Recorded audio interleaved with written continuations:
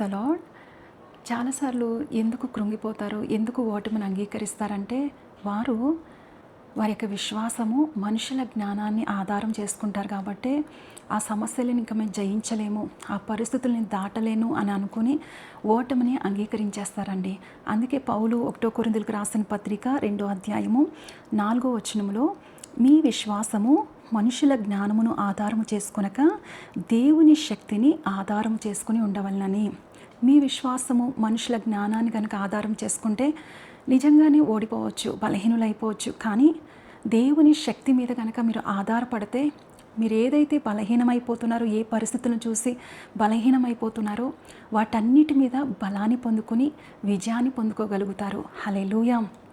Israel ప్రజలందరూ కూడా గొల్యాతును చూసి భయముతో పారిపోతున్నారు. ఎందుకు? గొల్యాతు యొక్క బలాన్ని చూసి వారి బలాన్ని చూసుకుని గొల్యాతును జయించలేము, వాడు బలవంతుడు, వాడు శక్తిమంతుడు, ఆ సమస్య చాలా గొప్పగా ఉంది, దాన్ని నేను జయించలేను అని ఓటమితో వారు పారిపోతున్నారండి. అదే సమయంలో బాలుడైన దావీదు ఆ స్థలానికి వచ్చి జీవము గల దేవుని సైన్యమును తిరస్కరించుటకు ఈ సున్నతి లేని ఫిలిస్తీయుడు ఎంతటివాడు. జీవము గల దేవుని సైన్యము మేము, మరి ఆ సైన్యాన్ని దూషించడానికి ఈ సున్నతి లేని ఫిలిస్తీయుడు ఎంతటివాడు. ఆ సమస్య ఏ పాటిది, ఆ కష్టము ఏ పాటిది, ఆ అప్పు ఏ పాటిది, ఆ రోగము ఏ పాటిది, నా దేవుని శక్తి ముందు అని ఆధారం చేసుకున్నాడు. దేవుని శక్తిని ఆధారం చేసుకున్నాడు దావీదండి. హల్లెలూయా.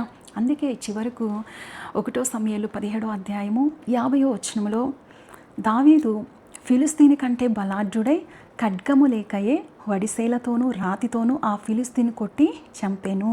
హల్లెలూయా. చివరికి దావీదు ముందు గొల్యాతు బలవంతుడుగా లేడండి, గొల్యాతు కంటే దావీదు బలాఢ్యుడై, హల్లెలూయా హల్లెలూయా, ఖడ్గము లేకయే వడిసేలతోనూ రాతితోనూ ఆ ఫిలిస్తీని కొట్టి చంపెను.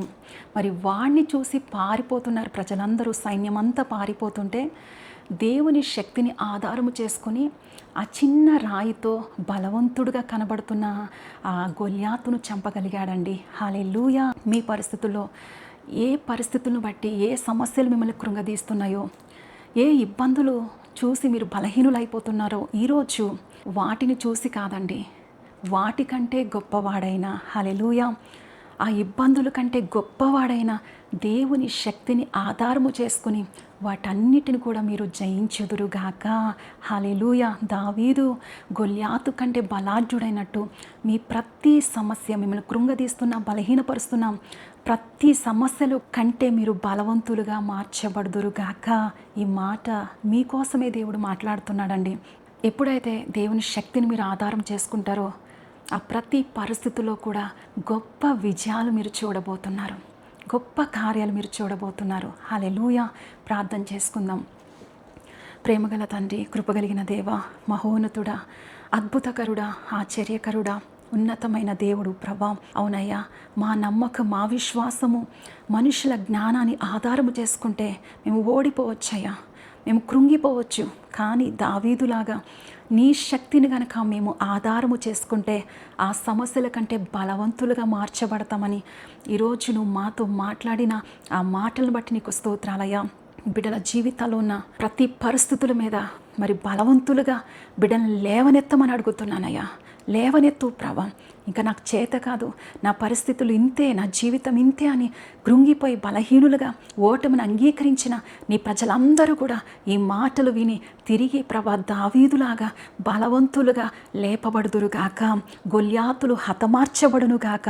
బిడ్డల జీవితాల్లో ఎక్కడెక్కడ గొల్యాతులు ఉన్నారో ప్రభా యేసు నామములో వాటన్నిటిని కూడా జయించుదురుగాక.